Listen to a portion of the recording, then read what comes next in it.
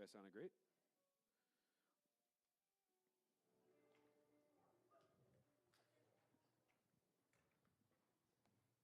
Jump.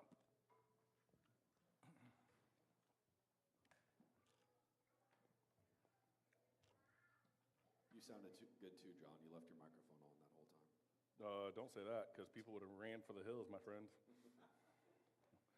Right? I might have got one note right in the whole ensemble of notes that you guys did. Anyways, just a few announcements. The April 30th, we have our breakfast and prayer service. August 30th? What did I say? It's next year. We're giving you plenty of time.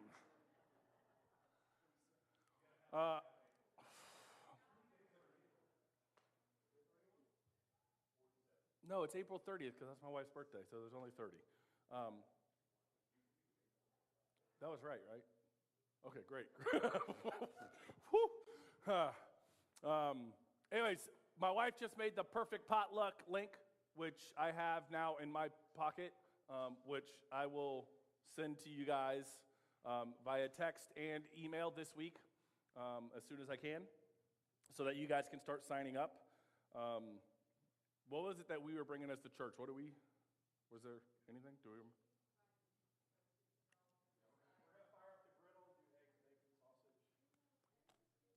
Y'all bring your casseroles and your side dishes and avocados and your breads and your yogurts and stuff like that. We're going to take care of, I think, the meats and the bacons and the sausages and things like that as the lead team. Anyway, so that's going to start at our normal time, 10 o'clock here. We're going to do 10 to 10:45-ish. We're going to do eating and fellowship, and then around 10:45 we'll start our prayer service. So last announcement is if you guys did get the chance to come here yesterday. Can I say before we go, you actually said we're just going to hang out. Yeah. We're just going to hang out. I won't be here. I'll be in Louisiana. So it's just a day of fellowship, y'all. I got to fix that slide now. Yeah. I mean, again, sometimes you just need to show up and hang out, right? When was the last time you hung out with anybody else, right? This weekend I hung out with a lot of people a lot. So, but yesterday we had Christina's little fundraiser thing, and they raised like $1,500 for her to go on this missions trip. But I know schedules are crazy and things happen, and if you didn't get a chance to be here to help, outside they still have the fundraiser envelopes up on that wall, and there's directions on what to do with it. I think you just pick an envelope on how much you want to give, you put the money in the envelope, and then you stick the envelope inside of our offering, and we'll make sure that offering, that money gets its way over to Dana and Christina to help fund her as she's going on this mission trip. She leaves in like 13 days. It was 14 yesterday, so I'm assuming it's 13 today. I mean, I math well. Anyways, but that leads me to like our giving here at New Day Church. We want you to participate with what God's doing here at New Day Church. We want to be a congregation, a family, a ecclesia, a gathering of saints that contributes. We don't want you to just show up and take, right? That's what the consumeristic American church is like sometimes. No, we want you to contribute. We want you to feel like this is where God's calling you by participating in all the things that God's doing, whether that's with your time, talents, or treasures. We're going to talk about that a little bit here in the message. But we also want your giving to be prayerful, planned, proportionate, willing, and cheerful.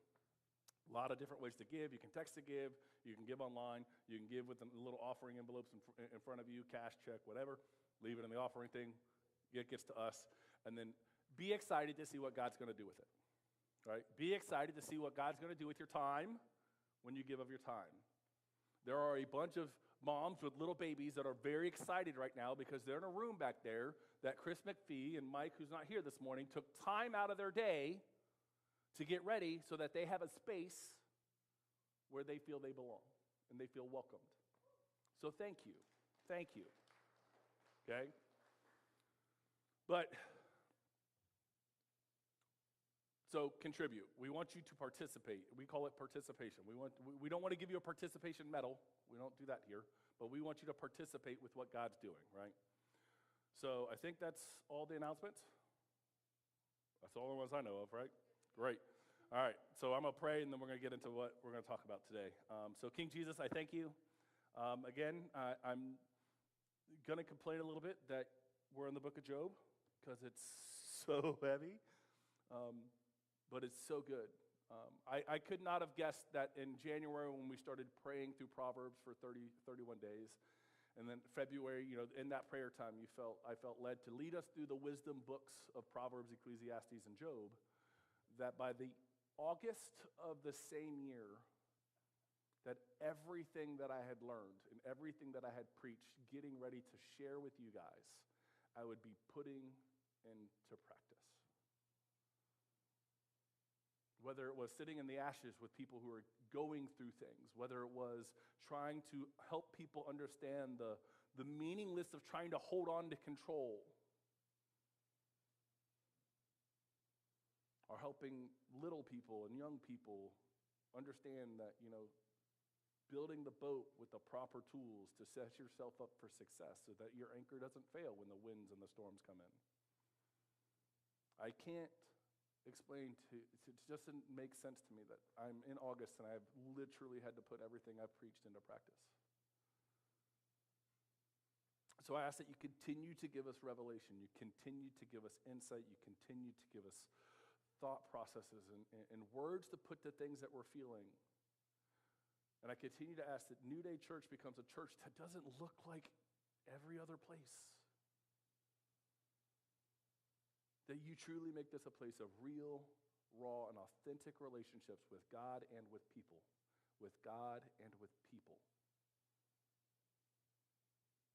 So give us eyes to see this morning, give us ears to hear, and give us the courage to change our minds. Give us the courage to say, you know what, I used to believe this, but I heard some truth today that is challenging that, and maybe I need to rethink it. Give us courage. Help us be strong and courageous this morning. In Jesus' name. Anyways, have any of you, if you do know, don't say anything. Do any of you recognize this name? Robert Debussy. Anybody recognize this name? It's a great name. Dubois? Sure, I don't know. I'm just going to call him Robert, so I just put his name up there just to see if anybody would catch who it is. Okay, so a few years ago, right down the road here from us in Tampa, this man, Robert, walked out of a courtroom a free man. But he wasn't walking out after serving time for a crime that he committed. He was walking out after spending 37 years in a Florida prison cell, most of which was on death row, for a murder he had nothing to do with.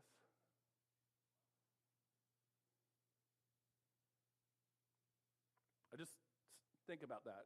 If you're younger than the age of 37, put your hand up. Nice try, buddy. We all know. We were at the party. This man has spent more time in jail than you've been breathing air. For something he didn't do. I mean, that's almost my entire life. I'm only 42, so it's just like 5 years more than I've been alive. Thank you so much. Practically new. So Robert was taken into custody at 18 years old when he was as an 18-year-old kid in 1983. I wasn't even born yet. Okay, I was born in 1984. So a year after, he'd already been in jail for a year when I was born. So he was just starting off his life. And by the time DNA evidence finally proved that Robert was innocent and cleared his name in 2020, just 6 years ago, his youth was gone. Robert's 20s, gone. Robert's 30s, gone. Robert's 40s, gone. And half of Robert's 50s, gone. Completely stolen by a broken system. A man, while an innocent local man sat behind bars year after year, praying for help, crying out for justice, waiting for God to step in and expose the truth, the real perpetrators, the real criminals, were out there walking the streets. They were living their best lives, breathing the air of freedom and enjoying every single day without a care in the world. Now, when I look at that story, when I look at stories like this, not from a news screen 1,000 miles away, but or some weird movie script, but something that's really happened right here in our backyard, there's a very specific, heavy kind of feeling that rises up in my chest, right? And I know I'm the only one in this room that ever feels this way, and that's okay.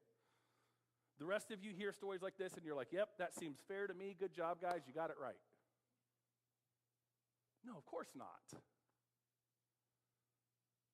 Every single person in this room feels that exact same,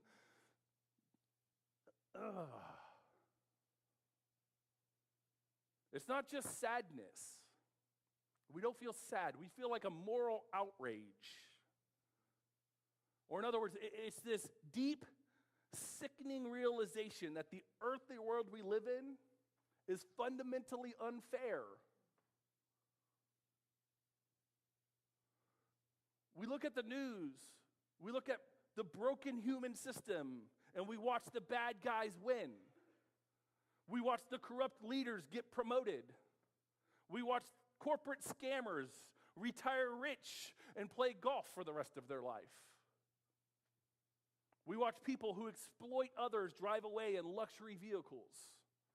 We watch the poor, the weak, and the innocent get trampled into the dirt. And if we're being completely candid and honest this morning, as Jesus followers, when we see that happen, we come to church on Sunday morning, we wrestle with a terrifying, uncomfortable question. You know what that question is? Where are you, God? What's up? You seem to be missing. Why do you seem dead silent while the bad guys are getting away with it? Why does it look like doing the wrong thing pays way better dividends than doing the right thing? And if you've ever felt that sickening burn in your stomach, in your heart, in the very being of who you are, if you've ever looked at the world system that seems upside down and wondered why heaven isn't intervening, then I'm so glad you're here this morning to talk about what we're going to talk about. Because Job says the same thing. Get out of Dodge. Job finds himself wrestling with this exact same sickening reality in Job chapter 21. His friends have spent speech after speech, chapter after chapter, sitting across from him in the dirt, telling him to just hang in there, telling him that if he just waits long enough, he'll watch God step in and strike down the bad guys in real time. You'll see it happen, Job. Confess your sin that you didn't do because, the retribution theology. They keep insisting that God balances the books right here on earth and that evil people always get their immediate payback. But in chapter 21, Job has had enough. He snaps again. He looks at his friends right in the eye, and he points his finger not at his friends, not at the ash heap. He points his finger past the ash heap, and he forces them to look at the world where the math is completely broken. Listen to what Job says. We're picking it up, Job chapter 21, starting in verse 7. And this is what he says. Why do the wicked live on, growing old and increasing in power? They see their children established around them, their offspring before their eyes. Their homes are safe and free from fear. The rod of God is not on them. They send forth their children as a flock. Their little ones dance about. They sing to music of the timbrel and the harp. They spend their years in prosperity and go down to the grave in peace. I mean, look at what Job is highlighting here. Notice what is driving him crazy. It's not that there are bad people, or that bad people exist in the world. We all know bad people exist. We know that. Turn your TV on for 5 minutes. You know that. It's that people with completely filthy sticker charts are enjoying their lives. That their homes are safe and gated and paid off. That their kids are dancing around and celebrating. Their businesses are booming and expanding. That they get the sprawling estate with the luxury cars and the early retirement and the glowing obituary and the peaceful death. And in their sleep at a ripe old age. And look at how these people treat God while enjoying every single blessing they seem to have. Drop down to verse 14. Yet, they say to God, leave us alone. We have no desire to know your ways. Who is the Almighty that we should serve him? What would we gain by praying to him?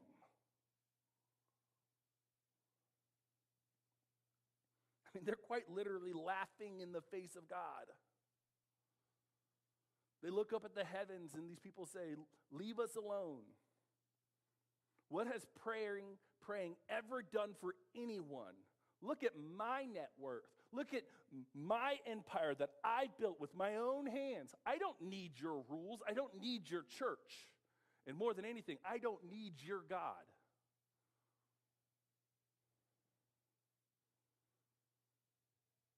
They mock the truth.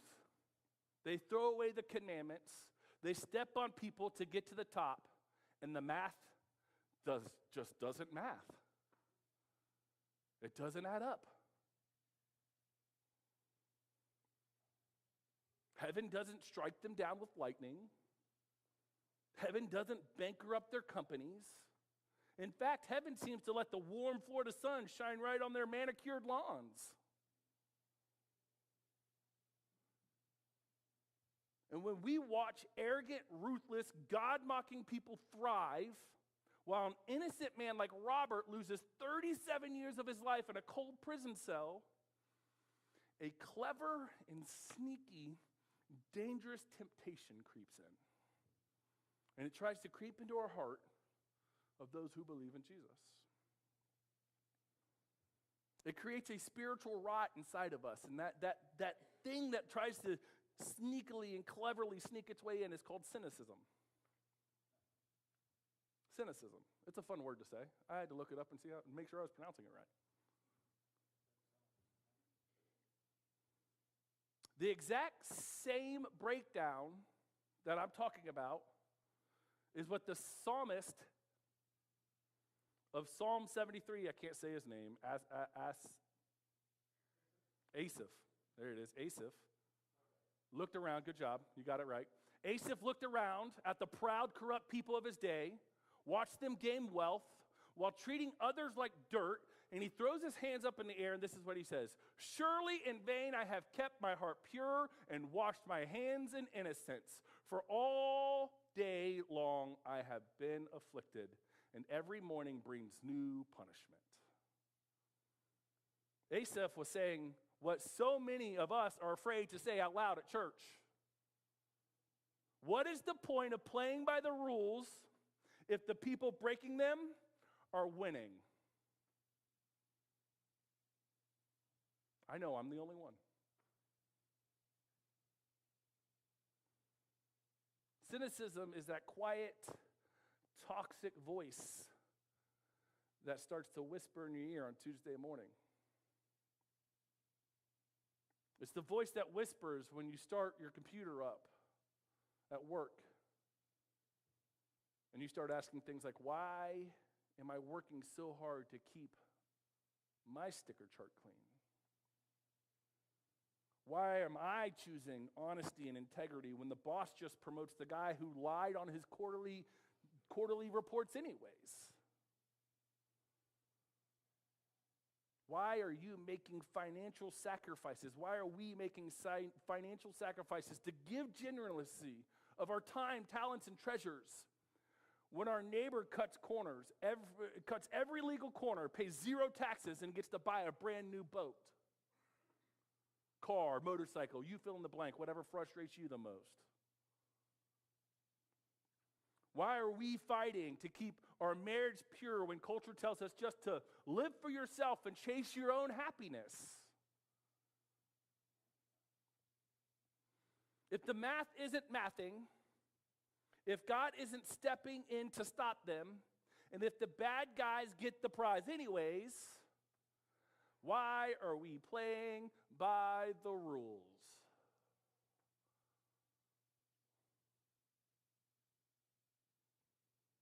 So if Job 21 is about the frustration of the bad guys winning, then Job 24 is about the sheer agony of the vulnerable being crushed.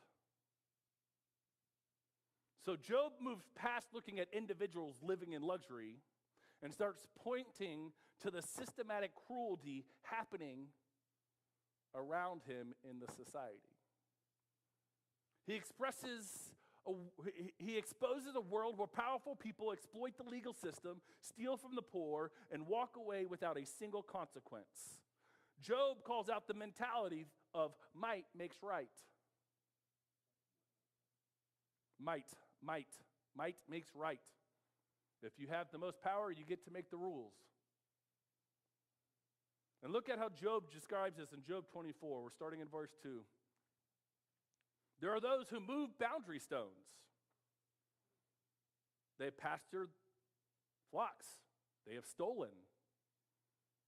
They drive away the orphan's donkey and take away the widow's ox and pledge. They thrust the needy from the path and force all the poor of the land into hiding. Now, Job is talking about ancient corruption, but if you were to translate this into a version of 2026, it sounds just like some of our headlines that we hear when we turn on the news. Moving boundary stones means altering property records, using legal loopholes to steal land from families or people groups who can't afford expensive lawyers. Taking the widow's ox means repossessing the one asset that struggling single mom needs to feed her kids. Forcing the poor into hiding means creating an economic system where the most valuable, the most vulnerable people are pushed to the fringes so that they're invisible and easily forgotten. That doesn't sound familiar at all, does it? And here's the great news. Job is just warming up.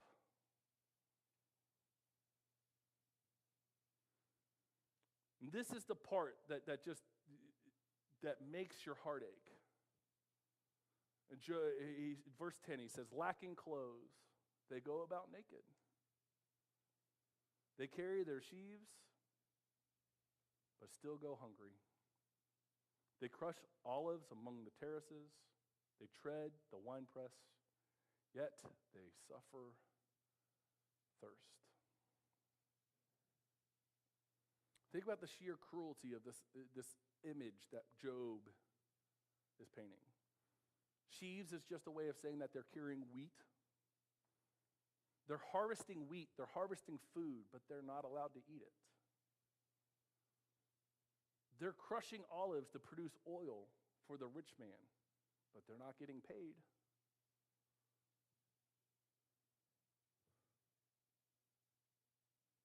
The rich man gets to use that oil to light the lamps, but their kids are sitting in darkness.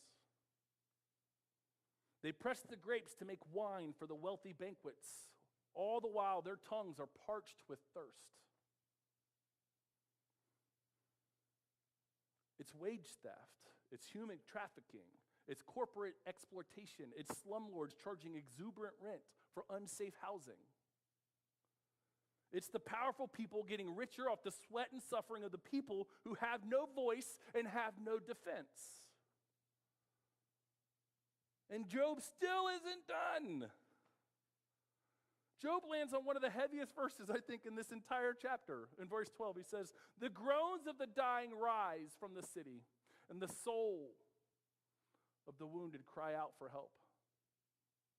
But God charges no one with wrongdoing." Wait, huh? Read that. God charges no one with wrongdoing? That doesn't make no sense. And this is one of, if not the rawest, most unvarnished complaints in the entire book of Job. Job is staring up at the sky and saying, God, the cries of the oppressed are filling the streets. The cries of the innocent sitting in prison cells like Robert are echoing off the walls. The groans of the cheated, the exploited, and abused are deafening. So why aren't you calling a court session? Why aren't you issuing warrants? Why aren't you striking down the oppressors right now?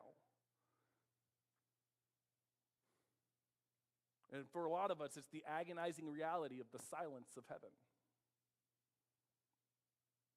When evil runs wild and God doesn't immediately put an end to it, it feels like God is giving it a pass. It feels like God doesn't see, maybe even worse than see, that God doesn't care.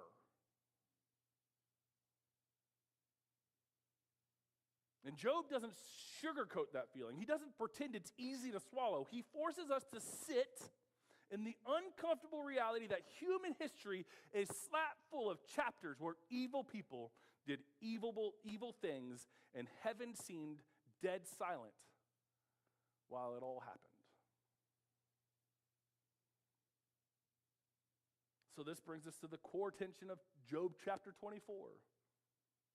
Job actually opens this chapter by asking a question that every single person, I think, at some point in time has probably asked, whether out loud or in their head. And this is what he says. Why does the Almighty not set times for judgment? Why must those who know him look in vain for such days?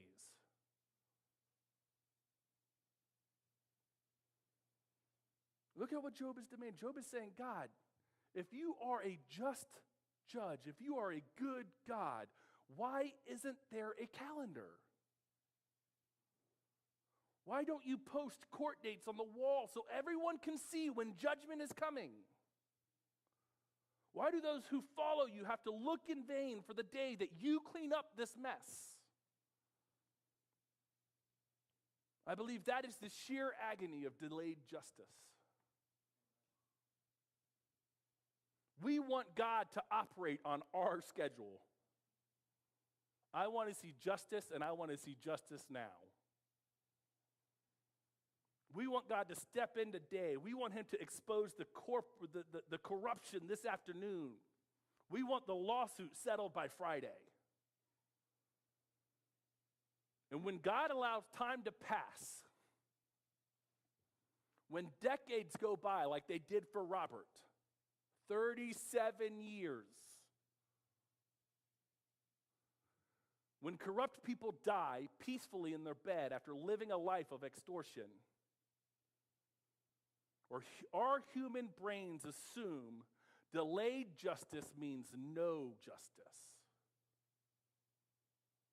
We mistake God's patience for God's absence. We mistake God's silence for God's approval. Job's friends tried to resolve this tension by lying. They pretended that bad things always happen to bad people right away in this life. Job, you're experiencing this because you have something you did wrong. Bad people get bad things right now. They tried to protect God's reputation by making a theology that doesn't match up with the world that we live in. But Job refused to lie. Job looks at the sky and says, no, right now, heaven is silent. Right now, the bad guys are winning. Right now, the math isn't mathing, and pretending otherwise is an insult to the people who are suffering. And here's where we have to be completely honest with each other. The Bible never promises that every single account will be settled on this side of eternity. At least not the scriptures I read. The scriptures carefully, read them carefully. The Bible never promises that every corrupt executive will get caught before he retires to the golf course. It never promises that every cheater will lose his fortune here on earth.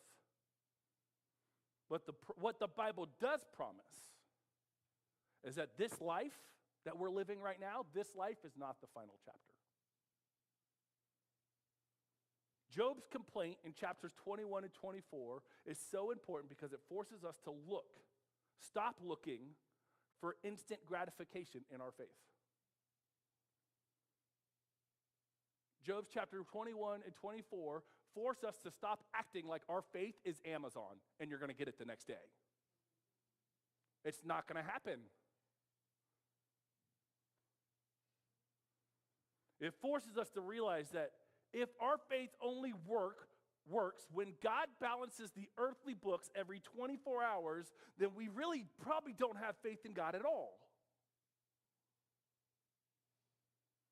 We just have faith in our immediate satisfaction. God does not operate on an earthly court calendar. His scales of justice is not limited to the 70 or 80 or 90 years that we get to live on this earth. His court session is cosmic. His court session is eternal. And maybe more than anything, his court session is unavoidable. The question for us isn't whether God sees it. The question is, what do we do in the meantime while we wait for the judge?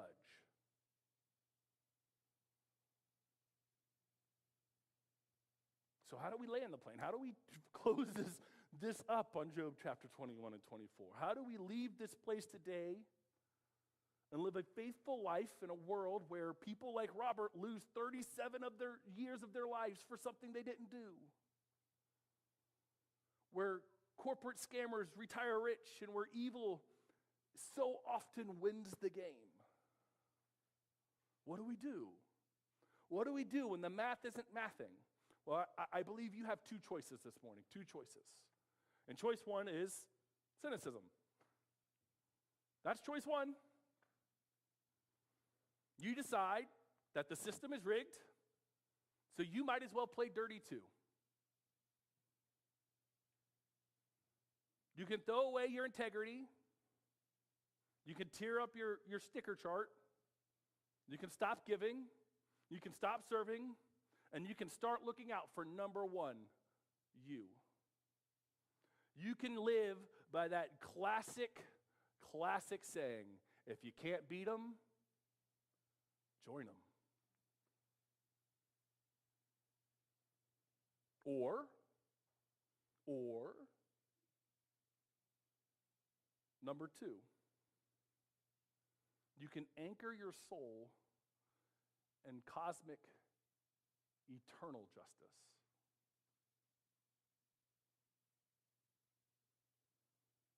Living by faith in an unfair world means refusing to let the bad guys dictate your character. It means deciding that you don't do the right thing because it guarantees an immediate payout here on earth. Because your God is righteous, and his timeline is bigger than your lifetime. Let me say that one more time just in case you missed it. God's timeline is bigger than your lifetime.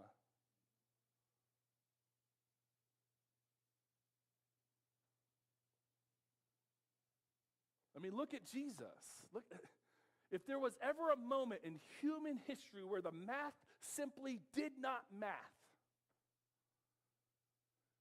if there was ever a moment where might made right, if there was ever a moment where a completely innocent man was crushed by a corrupt legal system while the real criminals sat there and mocked him,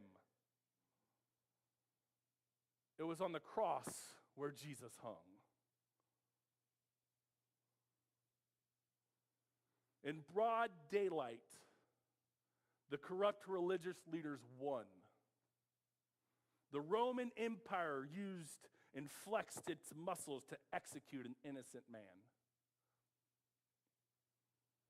And the disciples fled in hidden terror. Because if they can do it to him, they can do it to us.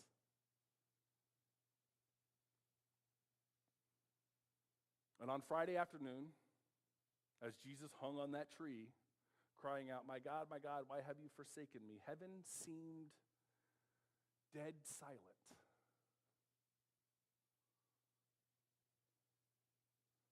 And I hate to say this, if you stop the story on Friday, the bad guys won the jackpot.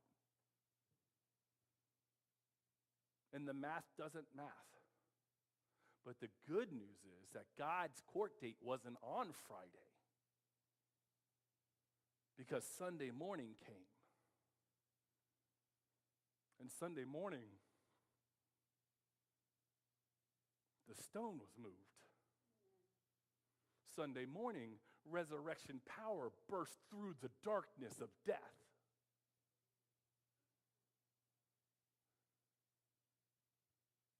And God proved once and for all that earthly justice never gets the last word.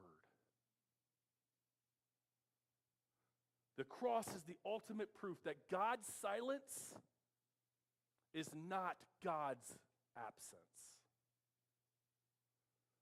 The resurrection is the ultimate proof that delayed justice is not denied justice. Because Jesus walked out of that grave, vindicated in life. We know that one day every broken court record will be set straight because of it. Every hidden scam will be brought into the light. Every tear shed in a solitary confinement prison cell by Robert will be accounted for. Every piece of unpunished evil will face the ultimate judge of this universe. But that still doesn't answer the question, what do we do tomorrow morning when we wake up in a world that is completely unfair? I think, again, two things. First one is you hold the line. And the visual that I got was the movie 300. Hold the line. When your coworker gets promoted for lying, you hold the line and you keep your integrity.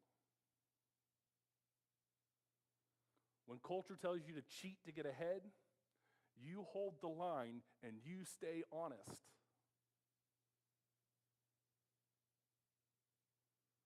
When life knocks you down and heaven feels silent, you hold the line and you keep on praying. You want a great example of holding the line? None of us understood what was happening with Erica, but we held the line and we kept on praying. And there she is, sitting right there. The world didn't make sense. What was happening to Erica did not make sense. But you, us, we held the line and we kept on praying. And the other thing is you refuse to let a broken world turn you into a cynical person. You refuse. What's the Bible say about refusing? Resist the devil and he will flee. Refuse to let this world change the faith and the belief you have in your God. We don't stay faithful because the earthly math always maths. We stay faithful because the grave is empty. We stay faithful because the king is on the throne. We stay faithful because the judge of all the earth will do what is right. Period. That's what we do tomorrow morning, and the world still seems like it's broken. That's what you do.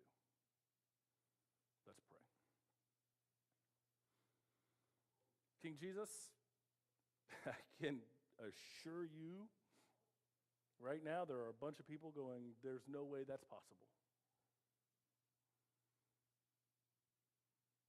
There's no way to live in this world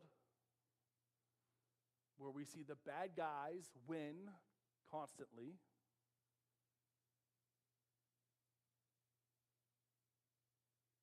and not feel the nudge to want